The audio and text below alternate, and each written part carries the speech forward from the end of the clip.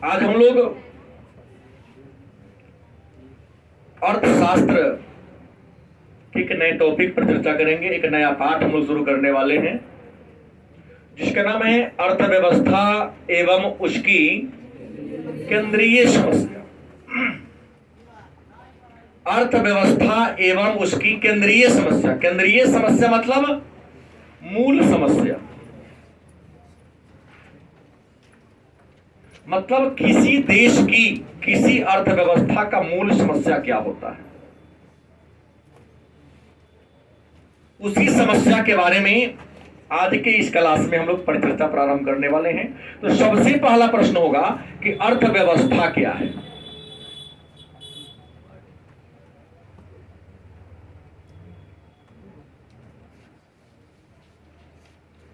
आपके मन में एक प्रश्न उठता होगा, व्हाट इज इकोनॉमी। कहते हमारी इकोनॉमी डाउन हो रही है, अमेरिका की इकोनॉमी बहुत आगे जा रही है, श्रीलंका तो दिवालिया हो गया। इकोनॉमिक्स एक विषय हो गया, इकोनॉमी मतलब अर्थव्यवस्था हो गया। तो प्रश्न है इकोनॉमी कहते किसे हैं, अर्थव्यवस्था है क्या। मैं, आपके पिताजी या आप लोग, यूं कहें संसार के सभी लोग अपने जीविका अर्जन के लिए भिन्न भिन्न आर्थिक क्रियाएं करते हैं। गलत से? संसार के सभी लोग अपने जीविका अर्जन के लिए अपने सामर्थ्य के अनुसार अलग अलग प्रकार के काम करते हैं। उन कार्यों को सम्मिलित रूप से हम अर्थव्यवस्था कहते हैं। हमने कहा व्यक्ति अपनी आजीविका के लिए अलग अलग प्रकार के क्या करता है, कार्यों को करता है। सही बात है, हमारे पास ज्ञान है, नॉलेज है, तो मैं आपको पढ़ाता हूं, इसके बदले में आप हमको अपने जीविकोपार्जन के लिए शुल्क के रूप में जो हमारी उचित शुल्क है वो आप देते हो।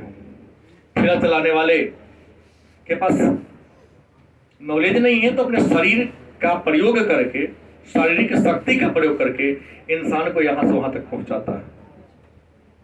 किसान खेत में अनाज उगाता है, मजदूर खेत में या कारखाना में काम करता है, डॉक्टर भी अपने केबिन में बैठकर लोगों को अपनी सेवा देता है, बड़े बड़े पदाधिकारी भी अपने ऑफिस में बैठकर कुछ ना कुछ काम कर, भले सिग्नेचर ही करे लेकिन काम करते हैं।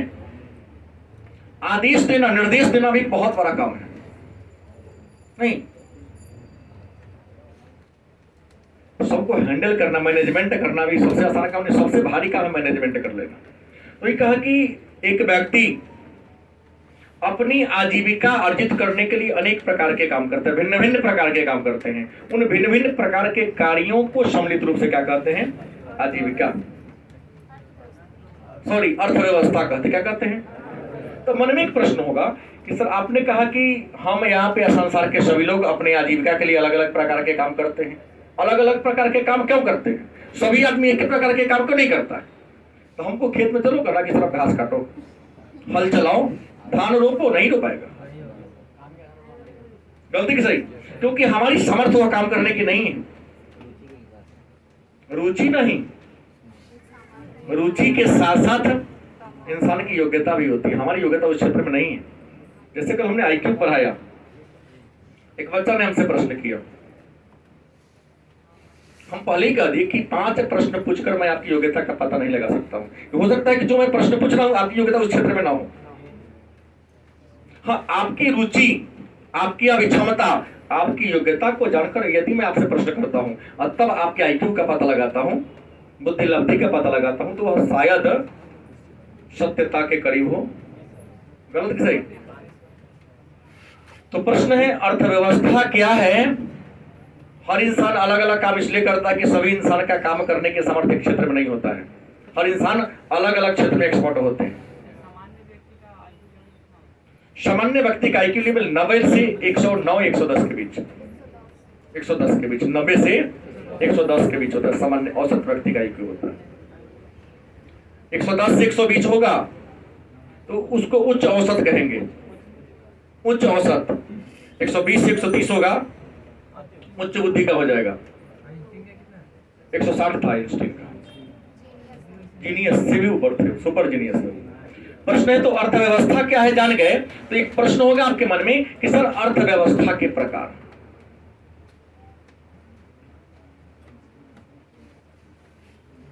अर्थव्यवस्था क्या है? हमारे सारे बच्चे इस बात को क्या कर गए, जान गए। लेकिन एक प्रश्न आता है कि अर्थव्यवस्था के प्रकार है क्या, कितने हैं?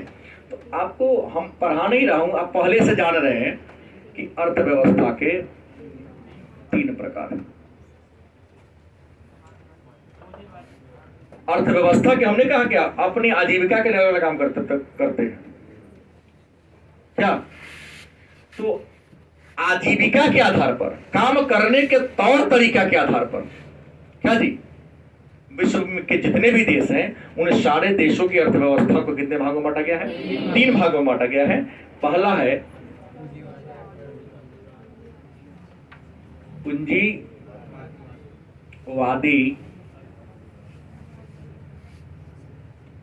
अर्थव्यवस्था, दूसरा है समाजवादी अर्थव्यवस्था, तीसरा कौन है? मिश्रित अर्थव्यवस्था।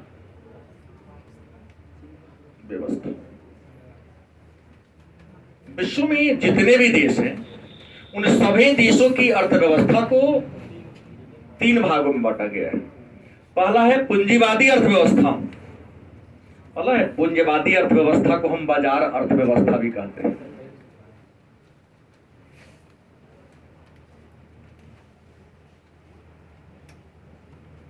समाजवादी अर्थव्यवस्था को नियंत्रित अर्थव्यवस्था भी कहते हैं।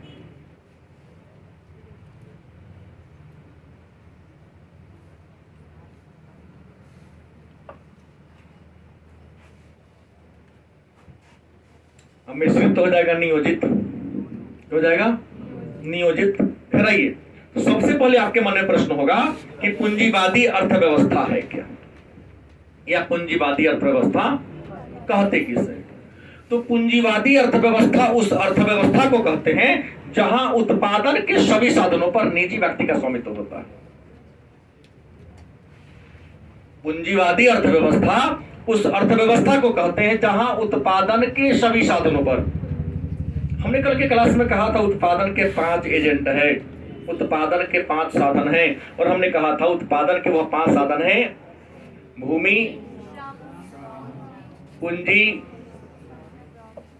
श्रम, साहस, संगठन। गलत कि सही? संगठन को उद्यमिता भी कहते हैं, साहस को, हाँ, साहस का नाम उद्यमिता भी है। तो प्रश्न है पूंजीवादी अर्थव्यवस्था कहते किसे हैं? तो बड़ी आसान उत्तर होगा कि पूंजीवादी अर्थव्यवस्था उस अर्थव्यवस्था को कहते हैं, बाद में बात करेंगे। पूंजीवादी अर्थव्यवस्था उस अर्थव्यवस्था को कहेंगे जहां उत्पादन के सभी साधनों पर किसका? निजी व्यक्ति का स्वामित्व होता है। किसका? निजी व्यक्ति का स्वामित्व होता है। और निजी व्यक्ति या कोई व्यक्ति किसी वस्तु का उत्पादन कितना करेगा, उसका विनिमय कैसे करेगा, वितरण कैसे करेगा, कीमत का निर्धारण कैसे करेगा, सरकार इसमें कोई हस्तक्षेप, मतलब निजी लाभ की भावना से प्रेरित होकर जिस अर्थव्यवस्था में कोई व्यक्ति काम करे तो उसको हम पूंजीवादी अर्थव्यवस्था कहते हैं। या आसान शब्दों में वैसी अर्थव्यवस्था जिसमें उत्पादन के सभी साधनों पर पूंजीपतियों का वर्चस्व हो। एक लाइन में, बड़े अच्छे शब्दों में, वैसी अर्थव्यवस्था जिसमें उत्पादन के सभी साधनों पर केवल और केवल पूंजीपतियों का वर्चस्व हो, बोलबाला हो। सरकार का काम है केवल शासन चलाना, व्यापार करना नहीं। गलत कि सही? तो उसे हम निजी पूंजीवादी अर्थव्यवस्था के नाम से, पूंजीवादी अर्थव्यवस्था की कुछ को हम बाजार अर्थव्यवस्था भी कहते हैं। क्यों कहते हैं?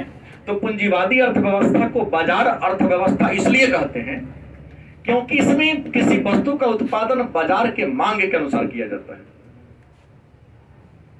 अलग बात है भारत मिश्रित है, लेकिन पूंजीवाद की ओर बहुत आगे तक बढ़ गया। देखो ना, मार्केट में वही चीज बिक रहा है जो तुम्हारी जरूरत की चीज है। तो जैसे सोचते हो कंपनी बना के भेज दे रही है। पूंजीपति लोग हम लोग के दिमाग को पढ़ लिया। गलत कि सही? मोबाइल बार बार हाथ में लगा के बात करने बड़ी परेशानी होती थी। निकाल लिया तार वाला, फिर कुछ लोगों ने सोचा कि नहीं, तार बड़ा लफड़ा का चीज है, कौन तार ये करेगा। फिर मोबाइल में जोरों का भी निकल जाता है। तो बच्चों को गर्दन देखता हूं लगेले रहते हैं बच्चा लोग। नहीं, एक तो कुछ तो केवल कान में लगाया रहता है, बिना तार का है वो, ब्लूटूथ नाम क्या मैं नहीं जानता हूं, लेकिन केवल कान में लगाया रहता है। कुछ है जो गर्दन लटका हुआ रहता है, मतलब वायरलेस रहता है। तो प्रश्न क्या है, वो आपके दिमाग, आपके मन में सोचा कि कंपनी काश ऐसा बना देता। गलत सही?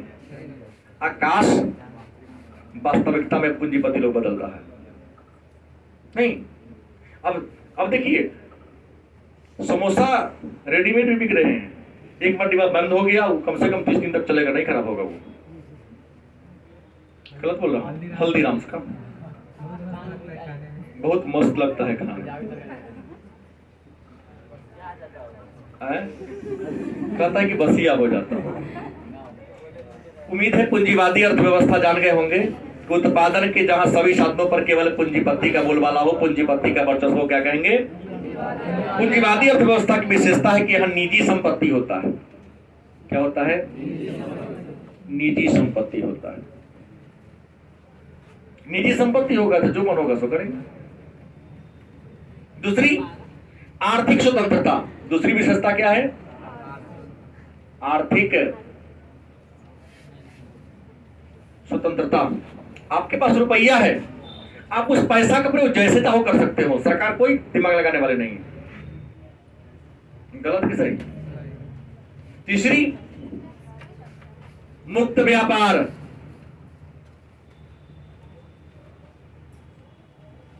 राज्य का हस्तक्षेप, व्यापार मुक्त होता है। सरकार किसी भी प्रकार का हस्तक्षेप करने वाले व्यापार में नहीं। तुम आप कैसे बिजनेस करोगे आप समझो, घाटा तुम्हारा, नफा तुम्हारा, हमारा कब टैक्स लगाना? क्या जी? तुम्हारा जितना कमाई होगा उस हिसाब से आपसे मैं क्या लूंगा? टैक्स लूंगा। बाकी हम दिमाग लगाने वाले। इसके बाद प्रतियोगिता खूब होता है यहां पर। कुछ लोगों का मानना है कि बड़का बड़का कंपनी आएगा, दुकानें तो बड़ा लूटेगा। लूटता नहीं है, ग्राहक को फायदा होता है। बड़े बड़े बिग बाजार खोलते हैं, आज का ऑफर कुछ है, कल का ऑफर कुछ, buy one get one free, buy one two free, हाँ buy one get two free. कहाँ कौन दुकानदार ना लगाता है, सेल लगाता है। मैंने यहाँ की दुकान को देखा, ऐसे ही किसी दुकान के यहाँ मैं जाता हूँ तो कहता है कि नहीं 110 रुपया से 2 लीटर वाला कोल्ड ड्रिंक्स कम में नहीं देता है। ज्यादा पहचान है तो 100 रुपया में दे देगा, 95 में दे देगा। लेकिन जाओ 50 रुपये मिल रहे हैं मॉल में। सारे दुकानदार भी होलसेल छोड़ दिया, मॉल से खरीद लेकर दुकान बेच रहा है। सही बोल रहा हूँ? खरीदना है क्या? मार्केट को हम कहें किसी का प्रचार करें? हम प्रचारक थोड़ी ना। क्वालिटी उससे बेटर होता है। यहाँ के लोकल दुकानदार डुप्लीकेट हाजीपुर का बेच रहे हैं, क्यों नहीं होगा? वो कंपनी से उठाता है, लोकल वाला कई जगह स्थानीय का उठाता है, तो फायदा क्यों नहीं होगा? मॉल में किसी वस्तु का कीमत सस्ता होने के पीछे वजह क्या होता है? डायरेक्ट प्रोडक्शन हाउस से सामान को लाता है। प्रोडक्शन हाउस को कहता है कि मेरे लिए ऐसा सामान बना दे, लेवल फलाना। तो पूंजीवादी अर्थव्यवस्था क्या है जान गए, इसकी विशेषता क्या, इस बात को आप जान गए। अब मेरे पास आता समाजवादी अर्थव्यवस्था है क्या। समाजवादी अर्थव्यवस्था कहते किसे हैं? तो समाजवादी अर्थव्यवस्था उस अर्थव्यवस्था को कहते हैं जिसमें उत्पादन के सभी साधनों पर समाज का अधिकार होता है। समाज मतलब सरकार। जिस अर्थव्यवस्था में उत्पादन के सभी साधनों पर समाज का अधिकार हो, समाजवादी अर्थव्यवस्था कहलाता है। और समाजवादी अर्थव्यवस्था में कोई भी काम व्यक्तिगत लाभ के लिए नहीं होता, सामाजिक लाभ के लिए होता है। क्या बोला? जैसे रूस चीन। अब 1991 के बाद जब उदारीकरण का लहर आया तो विश्व का सभी देश उदारीकरण के बयार में बह रहा है। लेकिन फिर भी अगर उदाहरण देने को होगा तो क्या कहेंगे? आप रूस कहेंगे कि नहीं कहेंगे? क्या जी, उत्तर कोरिया कहोगे कि नहीं कहोगे? आप क्यूबा को कहना ही पड़ेगा। हाँ, चीन लेकिन उदारीकरण की ओर खूब तेज छलांग लगा रहा है ना। तो प्रश्न है कि समाजवादी अर्थव्यवस्था क्या है? आप कहोगे समाजवादी अर्थव्यवस्था उस अर्थव्यवस्था को कहते हैं जिसमें उत्पादन के सभी साधनों पर समाज का अधिकार होता है, सरकार का अधिकार होता है। और इसमें किसी वस्तु का उत्पादन या किसी चीज का प्रयोग व्यक्तिगत लाभ के लिए कभी नहीं किया जाता है, सामाजिक लाभ के लिए किया जाता है। अब सोचो कि अमुक चीज हम केवल व्यक्तिगत लाभ के लिए कर ले, नहीं चलेगा। सामाजिक लाभ के लिए करोगे तो क्या कहलाएगा? समाजवादी अर्थव्यवस्था। और समाजवादी अर्थव्यवस्था को नियंत्रित अर्थव्यवस्था इसलिए कहते हैं कि उत्पादन के सभी साधनों पर सरकार का नियंत्रण होता है। देखिए ना, भूमि का कीमत क्या होगा, भूमि का किराया क्या होगा, शुल्क क्या होगा, कहाँ के जमीन का रेट क्या, सरकार तय करती है। आप जमीन खरीदते हो, बेचते हो, भले आपका दर कुछ हो, लेकिन सरकार के नजर में उस जमीन का जो कीमत होगा वही आपको लगेगा, उतना ही का आपको टैक्स देना पड़ेगा। गलती की सही? पूंजी है, पूंजी पर कितना ब्याज लेन देन होगा, अगर आप सही वे में करते हैं सरकार तय कर देती है। चाहे बैंक दर हो, चाहे ब्याज दर हो, चाहे रेपो रेट हो, चाहे रिवर्स रेपो रेट हो। श्रम का कीमत कितना होगा यह भी सरकार तय करती है। अलग बात है उसका पालन हो चाहे ना हो। क्या जी, मजदूर किसको वर्गीकरण कर दिया गया कि मजदूर का श्रेणी कितने हैं, मजदूर होते हैं कितने प्रकार के हैं, और सभी मजदूर के लिए नरेगा योजना में कितना मजदूरी देना है सरकार तय करती है। साहस संगठन सब पर सरकार मतलब नियंत्रित होता है, अपना मन सब कुछ नहीं कर सकते हैं। ग्रुप बनाते हैं तो सरकार से लाइसेंस लेना पड़ेगा आपको। बिना लाइसेंस लिए, बिना रजिस्ट्रेशन करे आपके ग्रुप का कोई वैल्यू नहीं है। कोई घटना घटती है, जाएंगे डिमांड करने, आप किस ग्रुप से है? फलाना ग्रुप का रजिस्ट्रेशन है क्या, मान्यता है क्या, सरकार ने परमिशन दिया आपको खोलने के लिए? है तो मन है, नहीं तो कोई बात नहीं, जाइए। तो प्रश्न क्या है कि समाजवादी अर्थव्यवस्था की परिभाषा हमारे सारे बच्चे समझ गए। वो अर्थव्यवस्था जहां उत्पादन के सभी साधनों पर समाज का अधिकार हो और किसी वस्तु का प्रयोग या उत्पादन या कीमत का निर्धारण या वितरण व्यक्तिगत लाभ के लिए नहीं, सामाजिक लाभ के लिए किया जाता है। आपका जमीन है, बगल में मेरा घर है, इसका मतलब नहीं पोखरा खन के दिखाइए तो हमको नहीं करना है, क्योंकि आपको लाभ होगा, बाकी बगल घर का हानि हो जाएगा। आप किसी के घर के बगल में बांस का पेड़ नहीं लगा सकते हो। हाँ, तो हमर लाठी हम कहें कि नहीं तो भाजेंगे, वही ना होगा। तोहर जमीन ना कर लेगा तू, तुम्हारा जमीन है, कुछ भी करो लेकिन बगल वाले को हानि ना हो। क्या जी, 1968 में जो संधि आई थी, 63 में आई थी, क्या पाक्षिक परीक्षण प्रतिबंध संधि। तो परमाणु बम बनाना है बनाओ, हम क्या रोकते ना बनाओ, औकात है बनाने का तो बनाओ, लेकिन धरती पर, आकाश में और समुद्र में नहीं कर सकते हो, धरती के अंदर करो। वो शर्त लगा दिया, अगर किसी देश को क्षति होता है तो भरपाई तोड़ा करना पड़ेगा। क्या जी, अब 2 साल पहले 3 साल पहले सीतामढ़ी में लक्ष्मणा नदी है, नदी में घर बना दिया, बगल में पीपर के बगल में, नंदिनी देखी होगी, बाराया पलट गया। जेकर घर वाला था सरकार जाकर डीएम साहब कहा कि नाम तो मुआवजा देना पड़ेगा। डीएम साहब तो जमीन न हो, अपने अतिक्रमण के उल्टा पर केस चलेगा, बेचारा शांत हो गया। अभी लगभग 200-250 घर वाले पर डीएम साहब का ने भेज दिया चिट्ठी। हाँ, कि आपका घर इसमें है, खाली कराएं तो हम तोड़वा देंगे और जुर्माना आप ही को करेंगे, क्योंकि आप अतिक्रमण किए हैं जमीन नदी को। तो इसका मतलब नदी है तो सबके लाभ के लिए है। ओकरा बगल में जमीन है आपका है तो थोड़ी नदी के पूरा घेर के हम छत डाल के घर बना लेंगे। नदी रहेगा सबका कल्याण होगा ना, ऊपरे ऊपरे बना लेंगे। नहीं, बगल में घर है तो खूब मांस लगा देगा, पोखरा खनवा देगा मछली पालने के लिए, हमारा घर गिरेगा। मिश्रित अर्थव्यवस्था, सॉरी, अब होगा समाजवादी अर्थव्यवस्था की विशेषता क्या है। तो पहली विशेषता है आर्थिक स्वतंत्रता की अनुपस्थिति। हाँ, पहली विशेषता इसकी, मैंने पूरी आर्थिक स्वतंत्रता नहीं होगी। आपको जाइए नई औद्योगिक और लघु उद्योग के नियम आया है कि किस उद्योग में, लघु उद्योग किसको कहा जाएगा, कुटीर उद्योग किसे कहा जाएगा, उसमें कितना निवेश करना है सरकार तय करती है, आप मन से कुछ नहीं कर सकते। गलत है सही?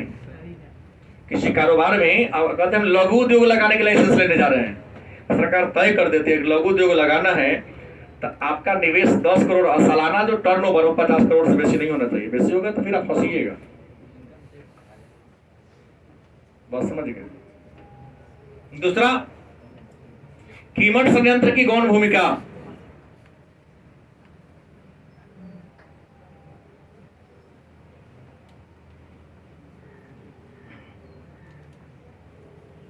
कीमत संयंत्र की क्या होती है? गौण भूमिका होती है। आप निजी आदमी है का मतलब सरकार यहां कोई वस्तु बनाती है तो सरकार पहले बाजार का मूल्यांकन करती है और बाजार के मूल्यांकन के साथ साथ समाज का मूल्यांकन करती है कि हम कीमत इतना तय करेंगे तो समाज के लोग लेने में सक्षम है कि नहीं। गलत सही? जैसे अपने भारत में की बात करते हैं कि पीडीएस है, पब्लिक डिस्ट्रीब्यूटिंग सिस्टम, मतलब डीलर के दुकान, उचित मूल्य के दुकान 16 रुपये 20 रुपये 22 रुपए किलो गेहूं खरीदती है और 2 रुपए किलो गेहूं बांट रही है। सरकार ने मूल्यांकन किया और कितना पर दिया जाए कि समाज का सबसे गरीब आदमी भी खरीदने में हिचके नहीं। 3 रुपए किलो चावल बंद हो नहीं रहा है। ये जो बेईमान लोग हैं जिन्हें उसकी आवश्यकता उसे नहीं मिल रहा है, ये उसकी जरूरत नहीं वो ले रहा है। जो चलता है बुलेट पर, 2 स्कॉर्पियो रखा है, छत वाला मकान है, साल में 10 लाख 20 लाख का टर्नओवर करता है और सबसे बड़ा डीलर अपना घरे पहुंच जाता है, ओकरे से ओकरा बचता है। आज जिस सही में हमारे गांव या तुम्हारे गांव जाके देखो, जो जिसको रियल में वांट है, जिसको जरूरत है, उसको नहीं मिल रहा है। क्या जाके जहां भी देखना है घर का मूल्यांकन करेंगे तो कहावत है, मुंहगर सब तक लाभ उठाता है, जो चुपा है कमजोर होता है, कुछ नहीं बोल पाता है। इस बात को आप मानिए ना। अगर आप बोलचट है तो आपका काम निकल जाएगा, ना बोलने वाले हैं तो आपके मुंह में से रोटी छीन लेता है। लोग नहीं छीन लेता है,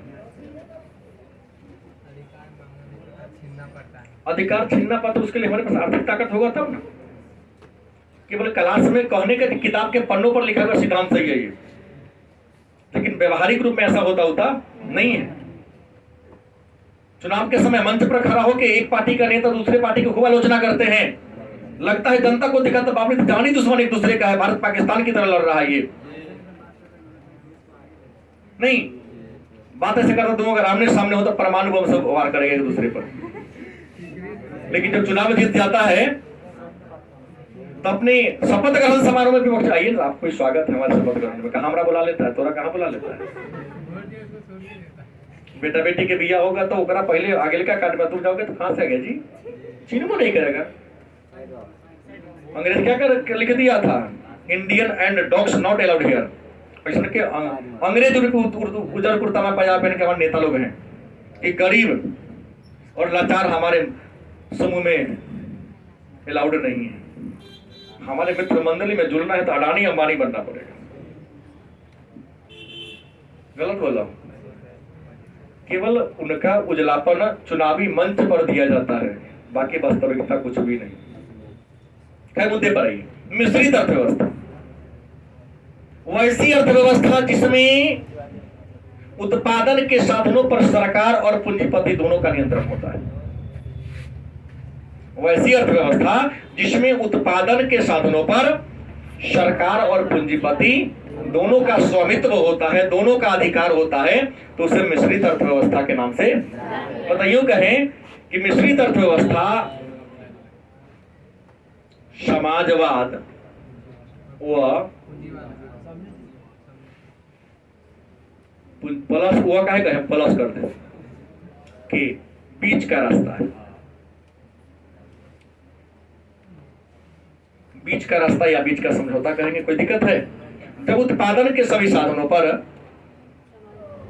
नहीं सरकार का भी अधिकार हो और पूंजीपति का भी अधिकार हो, तो उसे हम मिश्रित अर्थव्यवस्था के नाम से जानते हैं। और मिश्रित अर्थव्यवस्था का सबसे बड़ा उदाहरण है भारत।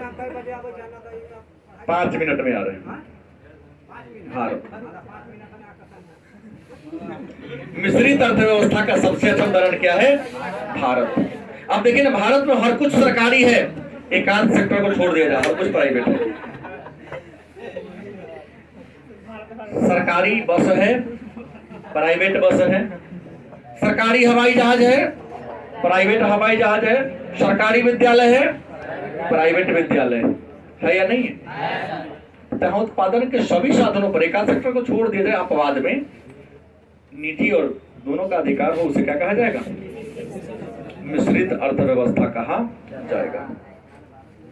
इसलिए मैंने कहा इसको समाजवाद और पूंजीवाद के बीच का रास्ता माना जाता है। तो अगर आप लोग इस बात को समझ गए होंगे तो हम तेरा टॉपिक को आगे बढ़ाएंगे, ना समझोगे तो पुनः दोबारा चर्चा करेंगे। समझ गए होंगे चूंकि इसको आप 10 में पढ़े हैं। अब मेरे सामने एक प्रश्न आता है कि आर्थिक समस्या क्या है?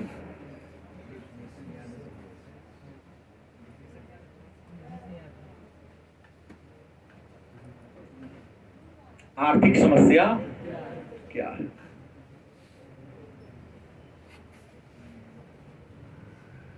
दूसरी, आर्थिक समस्या क्यों उत्पन्न होती है?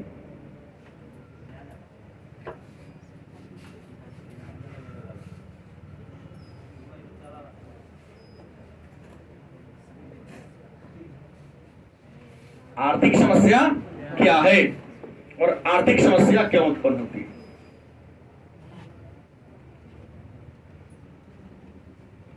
तो आर्थिक समस्या मतलब हो गया कि हमारे जरूरत के अनुसार संसाधनों का उपलब्ध न होना। हमें किसी वस्तु की जितनी मात्रा जरूरत है, अगर उतनी मात्रा में वह वस्तु मेरे पास उपलब्ध, यही आर्थिक समस्या है। गलत कि सही? आर्थिक समस्या क्या है? तो आर्थिक समस्या एक चयन की समस्या हो गई है। कैसी हो गई है? कह सकते हैं। और आर्थिक समस्या उत्पन्न क्यों होता है? तो आर्थिक समस्या के उत्पन्न होने का सबसे महत्वपूर्ण कारण है आवश्यकता अनंत व साधन। क्या जी? आर्थिक समस्या कैसी समस्या? चयन की समस्या है। देखो, जीवन में एक बात मैं बार बार बोलता हूं कि जो इंसान सही चुन लेता है जो चाहे को प्राप्त कर लेगा, और जो इंसान सही चुन नहीं पाता जीवन में कुछ भी करेगा, आगे नहीं बढ़ेगा। मैं बार बार एक बात बोलता हूं कि गरीब इसलिए गरीब है क्योंकि गरीब को चुनने नहीं आता है। अवसर का वह लाभ नहीं उठाता है, मौका का फायदा नहीं उठाता है, वह समय का दुरुपयोग करता है। इंसान का सबसे बड़ा मित्र उसका समय होता है, और जो मित्र का सदुपयोग करता है मित्र उसे बहुत आगे ले जाता है। जो मित्र का दुरुपयोग करता है, मतलब समय का दुरुपयोग करता है, याद रखिएगा, आज जो व्यक्ति समय का दुरुपयोग कर रहा है, चाहे मैं करूं या तुम करो, जिस दिन समय तुम्हारा दुरुपयोग करेगा तुम बर्बाद हो जाओगे, कहीं के नहीं रहोगे। गलत सही? इसलिए बार बार बोलता हूं, मौका मिला है। पिताजी का पूरा दया दृष्टि तुम लोगों को पड़ा हुआ है कि पढ़ लो बेटा, पैसा का चिंता मत करो, खाना पीना का चिंता मत करो, कपड़ा लता का चिंता मत करो, मैं हूं ना, हम कहां से लाएंगे? तुम्हारी समस्या है ना, क्या? पढ़ लो। जो बात इस बात को समझ लिया और सारी दुनियादारी को छोड़कर अपने ध्यान को पढ़ाई पर लगा दिया तो निश्चित तौर पे 3 से 4 साल में जीवन के मुकाम को प्राप्त कर लेगा। गलत कि सही? आज देखा कि हमको कोई चीज का कमी है ही नहीं। भले के दरबार लोग, जमींदार लोग, अरे 1500 के महीने का महटौरी करने जाएंगे? अरे 1500 तो रोज खर्चा करते हैं।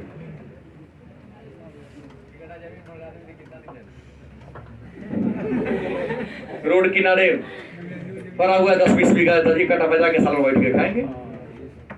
अरे तू ना खा लेगा, तुम्हारा अगला पीढ़ी खा लेगा, लेकिन पोतवा को तो कटोरा लेके ट्रेन के किनारे घूमना पड़ेगा, झाल मुड़ी बेचना पड़ेगा। हाँ, झाल मुड़ी, कोका कोला ही बेचेगा। तो आवश्यकता के तुलना में साधन का सीमित होना आर्थिक समस्या के उत्पन्न होने का कारण है। अगर मान लिया कि हमारी आवश्यकता है 10 रुपया का, मेरे पॉकेट में 15 रुपया, तो मेरे सामने आर्थिक समस्या कभी उत्पन्न नहीं होगी। गलत कि सही? क्योंकि हमको चाहिए 10 रुपया, मिल रहा है ज्यादा। कुछ छात्र जीवन में बर्बाद इसलिए हो रहे हैं क्योंकि उसे खर्च है 2000 का, पिता से मिल रहा है 3000, 1000 रुपया सरप्लस मिल रहा है, तो पैसा का दुरुपयोग करेगा ना, चाहे तो होटल में जाके करे या किसी बार में जाके करे या किसी डिस्को में जाके करे या चुटका सेंटर में जाके करे। दिल्ली में पढ़ने वाले 90% विद्यार्थी चुटका सेंटर में जाके ही काम करता है। कॉलेज निकलेगा और गांजा बेच रहा है, वो जाके गांजा पिएगा, सिगरेट पिएगा, बियर पिएगा, चलेगा। और दिल्ली 10 साल लेकर नौकरी नहीं लगी थी तो चुटका सेंटर में गया था कि दिल्ली पढ़ने कहाँ गया था, उसका नाम है चुटका सेंटर। दिल्ली जाओगे तो आपको पता चलेगा, पढ़ने जाओगे तब लेबर में कमा जाओगे तो पता नहीं चलेगा। विद्यार्थियों के लिए लूट, विद्यार्थियों को बुर्बक बनाने वाला बहुत है हर जगह। सोचना तुमको है कि मेरे लिए जरूरी अच्छा कौन है, वो अच्छा है कि ये अच्छा है, चयन करना होगा। हम आए हैं पढ़ने तो हमको कोचिंग चयन करना है, हम आए हैं पढ़ने तो हमको सरस सलील पढ़ने की जरूरत नहीं है। हमें मैगजीन और भी होते हैं जो हमारे लिए उपयोगी, उस मैगजीन को पढ़ेंगे। गलत कि सही? तो आर्थिक समस्या कैसी समस्या है? चयन की समस्या है। और आर्थिक समस्या के उत्पन्न होने का कारण क्या है कि इंसान की आवश्यकताएं क्या है, लेकिन आवश्यकता को पूरा करने के साधन क्या है ना। रुपया कम है और जरूरत क्या है, ज्यादा है, इसलिए आर्थिक समस्या उत्पन्न होती है। तो आर्थिक समस्या उत्पन्न होती है क्यों? उत्पन्न होने के कारण क्या है? तो हमने 3 कारण कहा। पहला, आवश्यकता अनंत है। दूसरा क्या कहा? साधन क्या है? सीमित है। लेकिन याद रखिएगा, तीसरा का लाइन ज्यादा रखना है, ज्यादा महत्वपूर्ण। तीसरा लाइन हमको लेके चलना है, आवश्यकता की तीव्रता में अंतर होता है।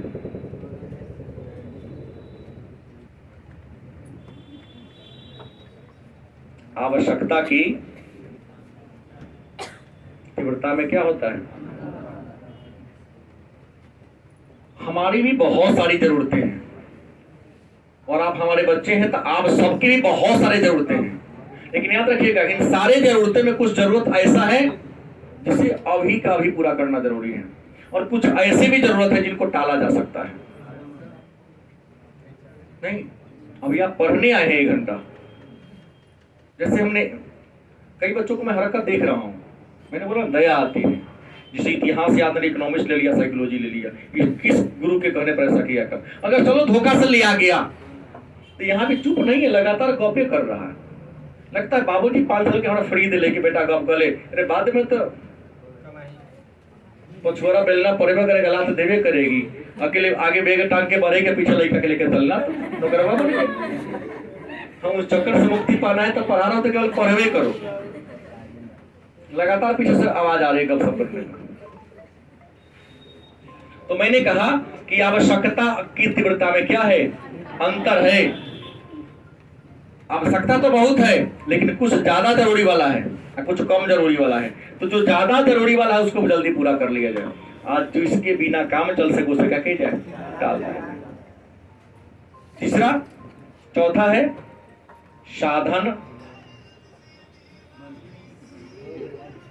सीमित व दुर्लभ है। साधन क्या है? सीमित है। सही बात है। आप बड़ी तेजी से हम कोयला का प्रयोग कर रहे हैं, पेट्रोलियम का प्रयोग कर रहे हैं, सीएनजी गैस का या एलपीजी गैस का प्रयोग कर रहे हैं। पता है ये सब समाप्य संसाधन है। शहर में आप भी आते होंगे अपने घर से, यहाँ से सभी पोल जलते रहता है। जिसके घर के आगे वह पोल है उसकी इतनी नैतिकता नहीं रह गई है कि उसको स्विच ऑफ कर दे। गलत कि सही? और आप तो इतने बड़े ईमानदार लोग हैं कि मैं देखता हूँ कि रेलवे स्टेशन पर जाता है लोग, पानी पी ले तो नल खोलता, खोल ले चोर के डाल देते। कौन हम मर जाएगी? क्या तुम्हारा नीति का नरेंद्र मोदी के कि नीतीश कुमार का है? भाई किसका? जनता का है। अगर हमने उस पानी को यूज किया तो हमारी नैतिकता बनती है स्विच को ऑफ कर दे, क्योंकि जो बर्बाद जाएगा, जो बह जाएगा, बेकार जाएगा ना। साधन सीमित है और क्या है? दुर्लभ है। चाहे वह पानी हो, चाहे चावल का एक दाना हो, चाहे रोटी का एक निवाला हो। गलत कि सही? बचा के रखोगे तो अगला दिन तुम ही प्रयोग करोगे। अगर नहीं बचेगा, जैसे छोटा सा ग्रामीण क्षेत्र में अध्यात्म का एक उदाहरण दे रहा हूं। आप प्रतिदिन खाना खाने बैठते हो, पर एक एक निवाला प्रतिदिन छोड़ो, नहीं समझे? छोड़ दो थाली में। अब तो थाली वाला थोड़ा झूठा कोई खाएगा नहीं। एक निवाला मैंने कहा छोड़ने के लिए, तो फेंका जाएगा। जिस दिन वह एक एक निवाला तुम्हारे पीठ के लायक हो जाएगा, रीजन जो हो, कारण जो हो, मैं नहीं जानता हूं, भूखे तो रह जाओगे, रुस जाओगे, या कहीं कुछ कह देगा गुस्सा हो जाओगे। कोई ना कोई कारण होगा जिस कारण से तुम्हें एक दिन भोजन नहीं मिलेगा। जिस दिन वह एक एक निवाला तुम्हारे पेट के बराबर हो जाएगा। ये धर्म कहता है। साधन सीमित और दुर्लभ है।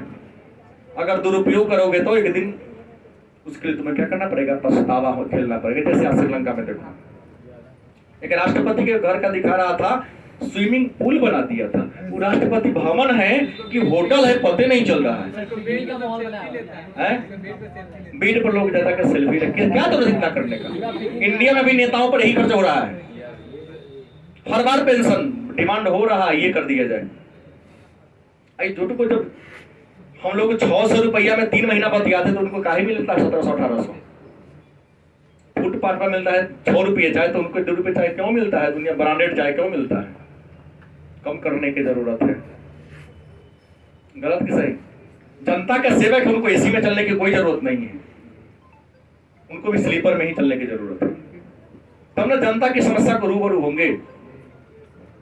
रोड पर चलेंगे तो रोड की कमजोरी को देखेंगे, तब जाकर उसको डेवलपमेंट करने का, अच्छा करने का वो काम करेंगे। आइए, साधन सीमित और क्या है? दुर्लभ है। पांचवा है साधनों का वैकल्पिक प्रयोग हो सकता है। साधनों का वैकल्पिक प्रयोग हो सकता है। गलती की सही?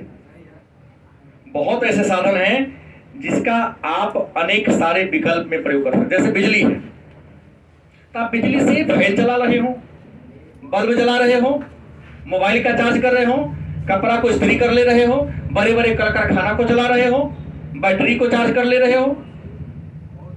तो साधन का आप यूज खोजो, किसका हम और कहां कहां प्रयोग कर सकते हैं। मैंने कबाड़ में भी जुगाड़ निकालने का प्रयास करो। चीन जैसा, जापान जैसा। गलत कि सही? जो तुम्हारे पास कबाड़ बचता है, उस कबाड़ का भी क्या बनाओ? जुगाड़ बनाओ। मतलब साधनों का वैकल्पिक। गलत कि सही? पहले के लोग बुर्बक थे, अलग था कि गरीबी थी, थाली कम था, एक ही थाली में तीनों भाई बैठ के खिला दिया। नहीं, बच्चे गए नहीं थाली में, वो छोरा दो था, खा जाओ। नहीं, कोरोना 2 साल पहले ना आया, ईद नहीं तक चलेगा। शिक्षा ने लोगों को स्वार्थी बना दिया है। शिक्षा कम थी, लोगों में स्वार्थ नहीं था। आप एक ही माता पिता के 2 संतान हैं, जब तक दोनों जोड़े रहेगा तो सामूहिक संपत्ति बर्बाद हो रहा, कोई देखने नहीं जाता है। अच्छा, स्विच ऑन है ना, हमारे को जब पापा करने जाए, हमारे अकेले सब करने जाए, हम देखता हूँ जो सामान बर्बाद हो रहा है बर्बाद होने दो। हाँ, जिस दिन अलग हो जाएगा, अकेला उसकी होगी तो लाइटिंग भी करेगा अपने ही में, कि गोबर गैस बना के प्रकाश को हम जलाएंगे। दूसरे के घर में बाथरूम लाइटिंग करने भी नहीं जाएगा। तो साधन का वैकल्पिक प्रयोग करना है। नहीं,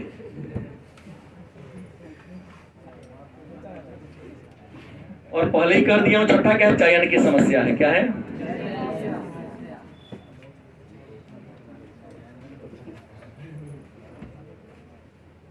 तो आर्थिक समस्या उत्पन्न इन कारणों से होती है, और इनका हम समाधान कर ले तो आर्थिक समस्या कभी आएगा ही नहीं। अब इसके बाद हम कल के क्लास में चर्चा करेंगे।